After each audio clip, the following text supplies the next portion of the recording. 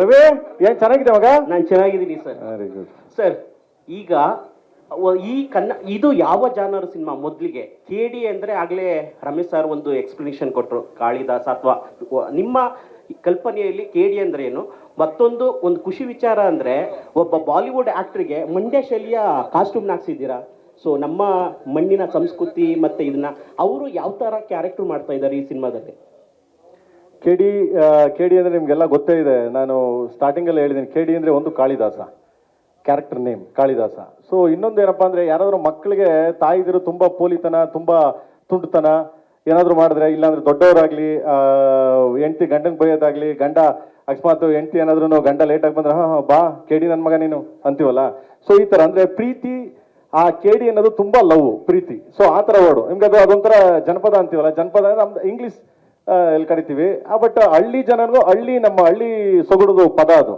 ನಿಮ್ಗೆ ಯಾರಾದ್ರೂ ಮಕ್ಳಿಗೆ ಬೈಯೋದು ಅದನ್ನ ಕಳ್ಳನ್ ಮಗ ಅನ್ನೋದ, KD ನನ್ ಮಗ ಅವನು ನೋಡಕ್ ಹೆಂಗವನೆ, ನೋಡು KD ಬಂದಂಗೆ ಬರ್ತಾನೆ ಅಂತೀವಿ. So that's a pretty word ಅದು. ಆ ವರ್ಡ್ ಇಟ್ಬಿಟ್ಟು ಅದನ್ನ ಕಾಳಿದಾಸ, ಸೊ KD, ಸೊ ಅನ್ನೋದು ತುಂಬಾ ಲವಬಲ್ ವರ್ಡ್ ನ ಇಟ್ಟಿದ್ದೀನಿ ಮಗನೆ, ಅಷ್ಟೇ. ಸಿನಿಮಾ ಯಾವಾಗ ರಿಲೀಸ್ ಮಾಡ್ತೀರಾ ಸರ್? ಈಗಾಗಲೇ ಸಾಕಷ್ಟು ಡಿಲೇ ಆಗಿದೆ ಅಂತಾನೆ ನಿಮ್ಮ ಇಲ್ಲ ಡಿಲೇ ಮತ್ತೊಂದು ಮತ್ತೆ ಧ್ರುವ ಸರ್ಜಾ ಫ್ಯಾನ್ಸ್ ಕೂಡ ಯಾವಾಗ ಸಿನಿಮಾ ರಿಲೀಸ್ ಆಗುತ್ತೆ ಅಂತ ಸಾಕಷ್ಟು ವೆಯ್ಟ್ ಮಾಡ್ತಾ ಇದ್ದಾರೆ. ಖಂಡಿತ ಸಿನಿಮಾ ಬಂದ್ಬಿಟ್ಟು ಅತಿ ಶೀಘ್ರದಲ್ಲೇ ಬರ್ತದೆ. ಇವಾಗಲೇ ಐ ಥಿಂಕ್ ಈ ತಿಂಗಳು ಡೇಟ್ ಅನೌನ್ಸ್ ಮಾಡ್ತೀವಿ. ಯಾಕೆಂದ್ರೆ CG ಗ್ರಾಫಿಕ್ಸ್ ವರ್ಕ್ ನಡೀತಾ ಇದೆ. ಸೊ ಕಂಪ್ಲೀಟ್ ಆಗಿದೆ, ಸೊ ಕಂಪ್ಲೀಟ್ ಆಗ್ತಿದೆ. ಈಗ ಮ್ಯೂಸಿಕ್ ಸ್ಟಾರ್ಟ್ ಆಗಿದೆ. ಅಂಡ್ ಇನ್ನೇನು ಅತಿ ಶೀಘ್ರದಲ್ಲೇ ಈ ತಿಂಗಳು ಒಂದು ಸಾಂಗ್ ರಿಲೀಸ್ ಆಗುತ್ತೆ. ಆ ಸಾಂಗ್ ಅಲ್ಲಿ ಡೇಟ್ ಹಾಕಿ ರಿಲೀಸ್ ಮಾಡ್ತೀವಿ. ಯಾಕೆಂದ್ರೆ ಟೋಟಲ್ ಎಲ್ಲ ಕಡೆ ಎಲ್ಲ ಕಂಟ್ರಿ ರಿಲೀಸ್ ಆಗುತ್ತಲ್ವ. ಸೊ ಅದರಿಂದ so try my level best. ಒಳ್ಳೇದು. ಯಾಕಂದ್ರೆ KVN ಅನ್ನೋ ಸಂಸ್ಥೆಯಲ್ಲಿ ಒಂದು ಒಳ್ಳೆ ಸಿನಿಮಾ, ಒಂದು ಒಳ್ಳೆ ದೊಡ್ಡ ಸಿನಿಮಾ ಮಾಡಿದಾಗ ಅದನ್ನ ಉಳಿಸ್ಕೊಳ್ಳೋದು ನಮ್ಮ ಜವಾಬ್ದಾರಿ. ಅದರಿಂದ ಸ್ವಲ್ಪ ಲೇಟ್ ಆದ್ರೂ ಪರವಾಗಿಲ್ಲ, ಚೆನ್ನಾಗಿ ಮಾಡೋಣ. ಸೊ ಅದ್ಮೇಲೆ ನಮ್ಮ ಜನಗಳು ಏನ್ ಡಿಸೈಡ್ ಮಾಡ್ತಾರೆ ಅದು, ಬಟ್ ಮಾಡೋರ್ಗು ಚಂದ ಕೆಲಸ ಮಾಡೋಣ ಅಂತ ಅಷ್ಟೇ. ಯಾಕಂದ್ರೆ ಈಗ ಕನ್ನಡದಲ್ಲಿ ಥಿಯೇಟರ್ಗೆ ಜನ ಬರ್ತಿಲ್ಲ ಒಂದ್ ಕಡೆ, ಒಬ್ಬೊಬ್ಬ ಸ್ಟಾರು ಒಂದೊಂದು ಸಿನಿಮಾ 3 ವರ್ಷ, ನಿಮ್ಮಂತ ಸ್ಟಾರ್ ಡೈರೆಕ್ಟರ್ಸ್ಗಳು ಈ ಒಂದು ಸಿನಿಮಾನ ಇಷ್ಟು ಡಿಲೇ ಮಾಡಿದಷ್ಟು ಎಷ್ಟು ಸರಿ ಅನ್ಸುತ್ತೆ ಇಂಡಸ್ಟ್ರಿಗೆ? ಒಳ್ಳೆತ್ತು ಇಲ್ಲ, ಕರೆಕ್ಟು. ಬಟ್ ಏನಾಗಿದೆ, ಇದು ಅಷ್ಟೇ 3 ವರ್ಷ ಖಂಡಿತವಾಗ್ಲೂ ಆಗ್ತಿರ್ಲಿಲ್ಲ. ಬಿಕಾಸ್ ನಾವು ಸ್ಟಾರ್ಟ್ ಮಾಡಿ ಪೂಜೆ ಮಾಡಿದ್ವಿ ಚಾಮುಂಡೇಶ್ವರಿ ಬೆಟ್ಟದಲ್ಲಿ. ಪೂಜೆ ಮಾಡಾದ್ಮೇಲೆ ಧ್ರುವರ್ದು ಮಧ್ಯೆ ಒಂದು ಸಿನಿಮಾ ಇತ್ತು, ಅದು ಮುಗಿಬೇಕಾಗಿತ್ತು. ಮುಗಿದ ಮೇಲೆ ಮತ್ತೆ ನಾನು ಸ್ಟಾರ್ಟ್ ಮಾಡಿದೆ. ಸೊ ಅದರಿಂದ ಇದಾಯ್ತು. ಬಿಟ್ರೆ ಅದು ರಿಲೀಸ್ ಆಯ್ತು, ಮತ್ತೆ ನಂದು ಸ್ಟಾರ್ಟ್ ಆಯ್ತು, ನಂದು ಇಲ್ಲಿಗ್ತಾ ಇದೆ. ಆ 3 ವರ್ಷ ಅನ್ನೋದು ಏನಕ್ಕೆ ಬರ್ತಿದೆ ಅಂದ್ರೆ, ನಮ್ಮ ಕೌಂಟು ನಾವು ಪೂಜೆ ಮಾಡಿದ್ದು ನಿಮಗೆ ಚಾಮುಂಡೇಶ್ವರಿ ಬೆಟ್ಟ ಇದರಲ್ಲಿ. ಸೊ ಅಲ್ಲಿಂದ ಕೌಂಟ್ ಆದ್ರೆ 3 ಇಯರ್ಸ್ ಬರುತ್ತೆ. ಬಟ್ ನಾನು ಸ್ಟಾರ್ಟ್ ಮಾಡಿದೆ actually 1.5 year, 1 year maximum 1.5 year. 1.5 year ನಾನು ಸಿನಿಮಾ ರೆಡಿ ಮಾಡ್ಕೊಂಡು ತಂದು ರಿಲೀಸ್ ಮಾಡ್ತೀನಿ. ಪ್ರೇಮ್ ಸರ್, ಇಲ್ಲಿ ಆಕ್ಚುಲಿ ಇವಾಗ 5 ರಾಜ್ಯಗಳಿಗೆ ಹೇಗಿದ್ರು ನೀವು ಹೋಗಿ ಬಂದ್ರಿ ಆಕ್ಚುಲಿ ಟೀಸರ್ ಲಾಂಚ್ಗೋಸ್ಕರನೇ. ಸೊ ಈಗಲೇನೆ ಅಂದ್ರೆ ರಿಲೀಸ್ ಡೇಟ್ನ ಅನೌನ್ಸ್ ಮಾಡಿದ್ರೆ ತುಂಬಾ ಚೆನ್ನಾಗಿ ಪ್ರಮೋಟ್ ಆಗಿರೋದಲ್ವಾ? ಹೆಂಗಿದ್ರು ಈ ಮಂತಲ್ಲಿ ಆಗುತ್ತೆ ಅಂತ ಹೇಳಿದ್ರಿ.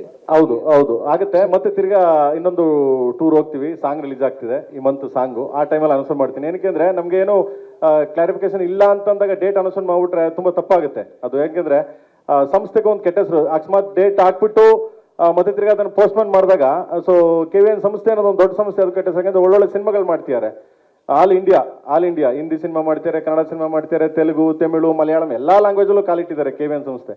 ಬಟ್ ಅದೊಂದು ವ್ಯಾಲ್ಯೂಬಲ್ ಇದಿದೆಯಲ್ಲ. ಸೊ ಅದಕ್ಕೆ ಅದನ್ನು ಮಿಸ್ಗೈಡ್ ಆಗಬಾರ್ದು ಅನ್ನೋ ಒಂದು ದೃಷ್ಟಿಯಿಂದ ನಾನು ಪಕ್ಕ ಆದ್ಮೇಲೆ ನಾನು ಸಾರಿಗೆ ಹೇಳಿದ್ದೀನಿ, ಈ ಟೈಮ್ಗೆ ನಾನು ಕೊಡ್ತೀನಿ ಸರ್ ಪಿಕ್ಚರ್ ಅಂತ.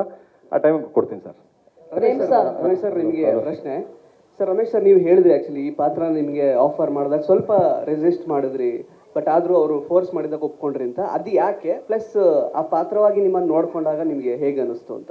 ಅಲ್ಲ, ರೆಸಿಸ್ಟ್ ಅಂದ್ರೆ ಅಂಡು ನನಗೇನಾಗ್ತಿತ್ತು ಅಂದ್ರೆ, ಆ ಟೈಮಲ್ಲಿ ಬೇರೆ 3 ಫಿಲ್ಮ್ಸ್ ಹೀರೋ ಆಗಿ ಸೈನ್ ಮಾಡಿದ್ದೆ. ಸೊ ಇದರಲ್ಲಿ ಬಂದು ನನಗೆ ಒಂದೇ ರಿಕ್ವೆಸ್ಟ್ ಅವ್ರಿಗೆ, ನಾನು ಫಸ್ಟಿಂದ ಅದನ್ನೇ ಹೇಳಿದ್ದೀನಿ, ಈಗಲೂ ಅದನ್ನು ಹೇಳ್ತಾ ಇದ್ದೀನಿ. ಐ ಥಿಂಕ್ ಒಂದು ಅಂಡರ್ಸ್ಟ್ಯಾಂಡಿಂಗ್ ಇದೆ ನಮಗೆ. ನನಗೇನಂದ್ರೆ ಅದು ಸರ್, ಅದು ನಾನು ಡಬಲ್ ಹೀರೋ ಆ ಥರ ಇದ್ದರೆ ಮಾಡ್ತೀನಿ ಸರ್, ದಯವಿಟ್ಟು ಅಷ್ಟು ಪವರ್ ಇದೆಯಾ ಆ ರೋಲಲ್ಲಿ, ಆ ಥರ ಒಂದು ವ್ಯಾಲ್ಯೂ ಸಿಗುತ್ತಾ ಅಂತ. ಸರ್ ನೀವು ಬನ್ನಿ ಸರ್ ಮಾಡಿ ಸರ್ ಅಂತ ಅವ್ರು ಹೇಳ್ತಿದ್ರು. ಬಟ್ ಕೊನೆಗೆ ಐ ಆಮ್ ವೆರಿ ಹ್ಯಾಪಿ. ಕೊನೆಗೆ ಅವರು ಮಾಡಿರೋದು ಆ ಪಾತ್ರ ಆಗಲಿ, ಕೊನೆಯಲ್ಲಿ ಅವ್ರು ಕೊಟ್ಟಿರೋ ಟ್ವಿಸ್ಟ್ ಆಗಲಿ ನನಗೆ ಭಾಳ ಇಷ್ಟ ಆಗಿದೆ. ಸೊ ಐ ಥಿಂಕ್ ಗೊತ್ತಿಲ್ಲ, ಇಂಥ ಫಿಲ್ಮ್ಸ್ ಮಾಡಿದಾಗ ಏನಾಯ್ತು, ಕೊನೆಗೆ ಎಡಿಟೆಡ್ ವರ್ಷನ್ ಹೇಗಿರುತ್ತೆ ನಮ್ಗೆ ಯಾರಿಗೂ ಗೊತ್ತಿಲ್ಲ. ಅಲ್ಲಿ ಮಾಡಿರೋ ಸೀನ್ಸ್ ಒಂದು ನಮ್ಗೆ ತುಂಬ ಮಜಾ ಕೊಟ್ಟಿದೆ.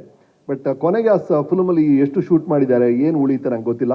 ಬಟ್ ಶೂಟ್ ಮಾಡೋಂಥ ಪ್ರತಿಯೊಂದು ಸೀನ್ ನನಗಂತೂ ತುಂಬ ಖುಷಿ ಕೊಟ್ಟಿದೆ.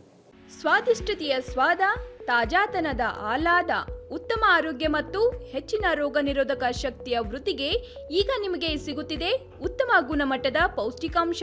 Shri Vaidik millet health mix. ಇದು ಸಿರಿಧಾನ್ಯಗಳ ಸಂಪತ್ತು.